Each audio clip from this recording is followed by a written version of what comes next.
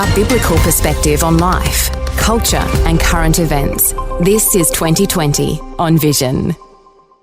Joining us right now, we have our in-house Middle East and Israel expert, Mandy Worby, coming to bring us up to speed with news and developments out there. Tell us, Mandy, what's been happening this week? Well, first of all, you know what an expert is, don't you, Tosh? A drip under pressure.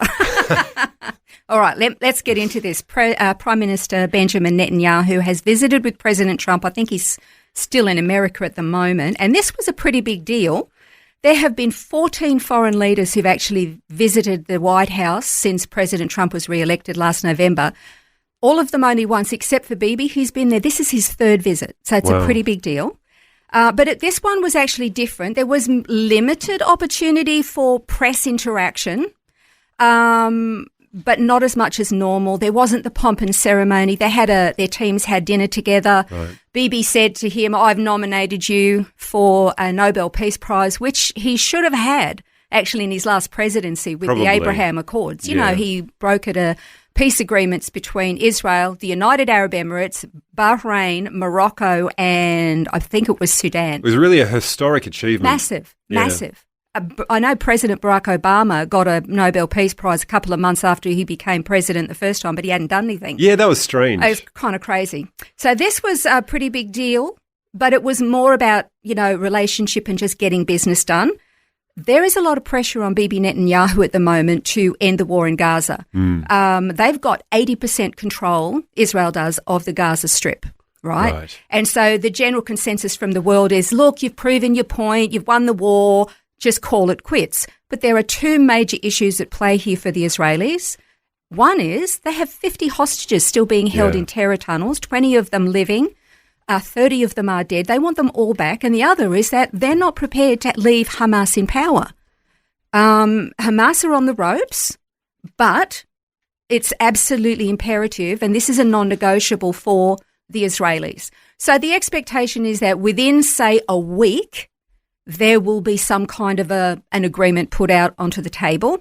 At the moment, there is a delegation in Doha, Qatar. I mean, it's crazy that the Qataris are actually the mediators because they've been harbouring Hamas leadership and funding Hamas for years and years. So that you kind of think, how can this be trustworthy?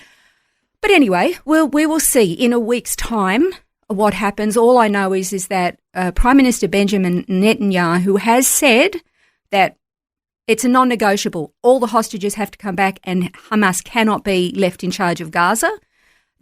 He said outright, yes, the Palestinians can govern themselves if that's what they want. They're allowed to. That's fine. But as far as the Israelis is concerned, there'll be no two-state solution because that is not on the table anymore. They can govern themselves, but they're never going to have an opportunity again to try to hurt Israel again. It would unzip a whole lot of future problems, wouldn't it, if that were the case? No question, no doubt. Now, Mandy, speaking of Gaza, as you're talking about there, the Israeli occupation, the military efforts that are still going on after those invasion that they were, recipient of in 23. Can you tell us what's the situation with humanitarian aid in Gaza? Sure. Well, up until now, Hamas has been stealing it all and then selling it to their own people at exorbitant prices, like astronomical prices. And the UN weren't stopping it. So what's happened now is, it's more than 20 months now since the war broke out. Israel has sent into Gaza a lot more than 120 million tons of aid. Wow. As I said, most of it's has been confiscated by Hamas. They sell it because that's how they're funding themselves and paying their own wages. And you remember when they had the absolutely abhorrent mocking ceremonies when they would just willy-nilly release a few hostages. Absolutely appalling. Well, Israel said, not anymore, and they shut off all the aid. They said they're war crimes, they're humanitarian abuses, we're not dealing with it. There's no more aid going in. Well, in recent months, they have started allowing the aid to go in, but they're now controlling it a lot more. There is an organisation that is called the American Aid Fund, and they're working with the Israelis. So the IDF is protecting them. There are set up 3 so far, aid spaces, where the Gazans come in, they're checked and screened, they're given the aid for free, which is what they were always supposed to have. Yeah. The UN has been complaining about this, saying it's not fair, but then the UN just lets Hamas take it. So they're not allowed to do that anymore. And so the Gazans are actually getting the aid that they need. It's being secured. Now, some of the aid, these aid stations have been fired upon Hamas. Hamas have murdered some of the aid workers and their own civilians for accessing the aid. So here they are setting up security Yes. for the people in bringing a third party in Yes. to distribute, but the leadership are wanting to punish their own people. They're punishing their own people, attacking the aid workers, and the UN is basically siding with Hamas at the moment. But the Israelis want to set up another 4 of these aid sites to get the distribution out, but they're also wanting to set up what is called a humanitarian city. Right. And that is to get the Gazans screened and into a safe place that Israel now controls, that Hamas has no access to. A humanitarian city where the Gazans can come in and they will live there. They'll have all of their needs provided for. They won't be under attack by Hamas. It will be safe and secure. They won't be able to come and go because they'll be sitting ducks for Hamas. Yes. So they'll stay there. They'll be safe. They'll be fed. They'll be watered. They'll be housed. They'll be looked after. That then means that the remaining 20% of Gaza where Hamas still are, the Israelis can go in and get rid of Hamas and hopefully release the hostages. That's the plan. Yeah, that was going to be my question with the humanitarian city. Would that, by effect, then just isolate Hamas from the community? Precisely. Yes. Do you think that's a strategy that the government are trying to play out there, to Yes. isolate Hamas, eradicate that threat so the people can be cared for? Yes, because the problem has always been that Israel would go in, they would get rid of the threat, the Hamas would then embed themselves with their own people and move around looking like civilians, and then as soon as the IDF moved to the next place, Hamas would set up again. This way they can isolate Hamas. Well, hopefully that kind of solution can bring some sort of reprieve to the suffering that has happened there, because there's been a lot of Christians in Palestine that have been suffering as well, hasn't there? Yeah, there have been. Yeah, but they're not suffering because of the Israelis. They're suffering because of Hamas. And that gets leveraged against Israel. It does. Yeah, it does. Now, Mandy, there have been some rumblings happening. Can you bring us up to speed with what's been happening with the Muslim sheiks and their attitude toward Israel? Well, this is interesting because there was a rumour and some articles written about a number of sheiks in the Hebron area and saying that they wanted to reject the Palestinian Authority. That's the PLO, originally the PLO. Reject them, join the Abraham Accords and have normalisation with Israel. And, of course, this went like wildfire around the internet and everybody was so excited. Finally.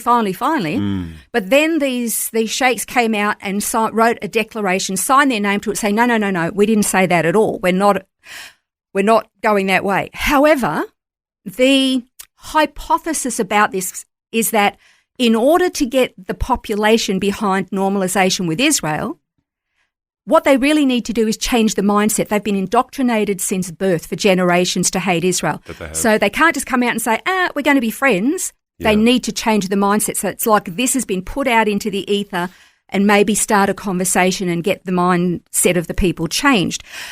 Now, we don't know. That's a hypothesis. We'll wait and see. However, what's really interesting is that while that was going on, a delegation of imams and Muslim leaders from France, the UK, Italy and the Netherlands visited Israel. They just met with the Israeli President Isaac Herzog in his official residence, saying that they were bringing a message of peace. Now, I looked at the photo. I counted 13 Muslim men. There could have been up to 15, but there might have been a few Israeli delegates there. But President Herzog, he made a statement saying, look, we're all children of Abraham and what you're doing on this visit with your courageous work is like, he went on to say it's really, really important because we want peace. But here's the kicker for this meeting I thought was amazing. Imam Yusuf Mazbeh, he is a veteran Muslim leader who's worked in Norway, Belgium and Netherlands. He sang in Arabic the Israeli national anthem. Wow. Now, the Israeli national anthem is called Hatikva, the hope. In English, the words say this: as long as the Jewish spirit is yearning deep in the heart, with eyes turned toward the east, looking toward Jerusalem, then our hope, the 2,000-year-old hope, will not be lost, to be a free people in our land, the land of Zion and Jerusalem. Now, that is amazing because unlike the anthems of the rest of the world who sing about the greatness of the land, the people, their achievements. All Israel's national anthem is about the hope, the 2,000-year-old hope of every Jew from the diaspora to go home to their ancient homeland. That's it. Wow. When this Muslim imam sang in Arabic the Israeli national anthem, he was acknowledging that the land of Israel belongs to the Jews and it is their homeland. I find that stunning. It is stunning. Absolutely stunning. Great news from the land of Israel. Now, we've only got a couple of minutes left, Mandy, but can you tell us what's happening a little bit further away on the front of Iran? Okay, Iran is still saying that they are going to continue their nuclear aspirations, that they are going to begin in earnest enriching uranium. However, their facilities have basically been decimated. What the concern is that their missile program, their ballistic missile program, is going to continue. I mean, they fired 500 missiles at Israel, murdered 28 people and caused a lot of destruction. But they started off with over 2,500 of them. They're developing intercontinental ballistic missiles that could actually reach the east coast of America, which is, they could hit Washington, D.C. and also New York if they tried. They've got the capability of missiles being able to attack US bases in the Gulf states and throughout the Middle East, even reaching the continent of Europe. Wow. All right, so the real issue is they could really work hard at building up their missile arsenal again. Israel hasn't said they're going in to take that out, but let's see what Iran does first, and then we'll see how the rest of the world responds. Mandy, thank you so much for your Israel and Middle East update. It's always so insightful. No worries. Thank you. Thanks for taking time to listen to this audio on demand from Vision Christian Media. To find out more about us, go to vision.org.au.